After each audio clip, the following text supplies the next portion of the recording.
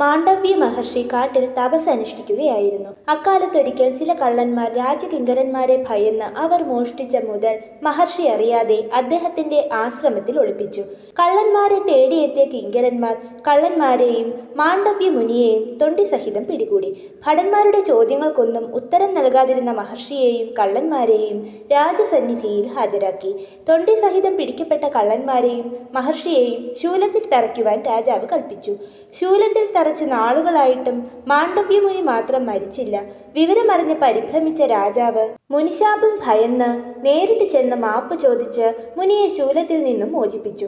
ശൂലത്തിൽ നിന്നും മോചിതനായ മാണ്ഡവ്യ മഹർഷി നേരെ സ്വർഗലോകത്ത് ചെന്ന് യമരാജാവിനെ കണ്ട് തനിക്ക് ഇത്ര വലിയ ശിക്ഷ വിധിക്കാനുള്ള കാരണമെന്തെന്ന് തിരക്കി. മാണ്ഡവ്യ മഹർഷി ബാല്യത്തിൽ തുമ്പികളെ പിടിച്ച് അവയുടെ വാലിൽ കല്ലുകൾ കൊണ്ട് കുത്തി നോവിച്ചതിനുള്ള ശിക്ഷയായിട്ടാണത്രേ ശൂലത്തിൽ തറഞ്ഞു കിടക്കാനുള്ള ശിക്ഷ യമധർമ്മൻ കൽപ്പിച്ചതെന്ന് മനസ്സിലാക്കിയ അദ്ദേഹം കോപിഷ്ഠനായി. തിരിച്ചറിവില്ലാത്ത കുട്ടികൾ ചെയ്യുന്ന കുറ്റങ്ങൾ പാപമായി ഒരിക്കലും കരുതുവാൻ പാടില്ലെന്നിരിക്കെ അർഹിക്കാത്ത കടുത്ത ശിക്ഷ എനിക്ക് വിധിച്ച നീ ഒരു ശൂദ്ര സ്ത്രീയിൽ മനുഷ്യനായി ഭൂമിയിൽ ജനിക്കട്ടെ എന്ന് ശപിച്ചു.